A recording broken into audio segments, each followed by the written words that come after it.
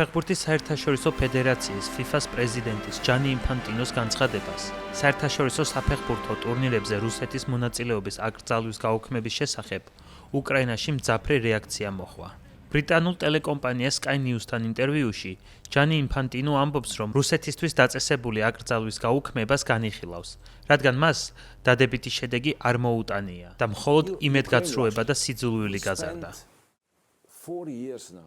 უკვე 40 წელია ევროპა რუსეთისთვის სანქციების დაწესებასა და კრიტიკაშია. როგორ ფიქრობთ, რომ შეგვიძლია ომის მოგვარება, თუ არ ჩავერთვებით დიალოგში, თუ არ ვისაუბრებთ, თუ არ ვეცდებით ერთმანეთის გაგებას? თუ ხალხს მოსალაპარაკებლად ოთახში არ შევიყვანთ?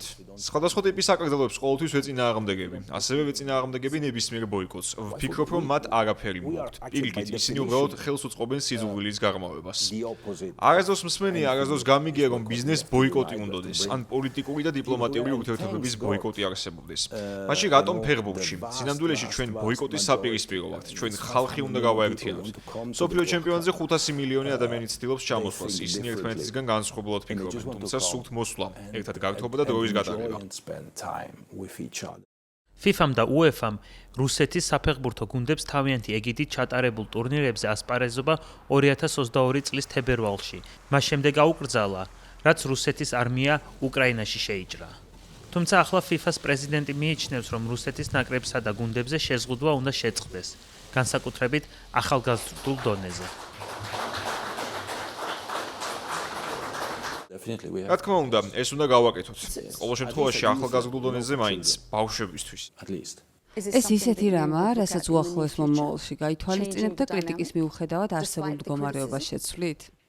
დიახ, ვფიქრობ, რომ ეს საკითხი უნდა განვიხილოთ, რადგან ამ აკრძალვამ ვერაფერს მიაღწია. მან უბრალოდ გოგონების და ბიჭებს შორის მეტი იმედგაცრუება და სიძულვილი გამოიწვია. ვფიქრობ, რომ რუსეთიდან გოგონების და ბიჭების ევროპის სხვა ნაწილებში ფეხბურთის თამაშის შესაძლებლობა დაგვეხმარება. FIFA-ს პრეზიდენტის განცხადებას გამოეხმაურა უკრაინის საგარეო საქმეთა მინისტრი. 679 უკრაინელი გოგონა და ბიჭი ვერასდროს შეძლებენ ფეხბურთის თამაშს. ისინი რუსეთმა მოკლა და ის აგრძელებს კიდევ უფრო მეტი ადამიანის მკვლელობას, მაშინ როცა დეგენერატები აკრძალვების მოხსნას გვთავაზობენ.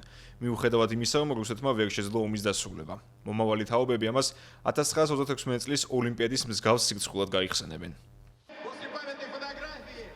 FIFA-ს პრეზიდენტი ჯანი ინფანტინოს განცხადებას მიესალმება რუსეთის ფეხბურთის ფედერაცია. რუსული გამოცემის ცნობით, FIFA რუსეთის შესაძლო დაბრუნების საკითხის განხილვას აპრილში გასამართ კონგრესზე გეგმავს, სადაც მიწვეული არიან რუსეთის წარმომადგენლებიც.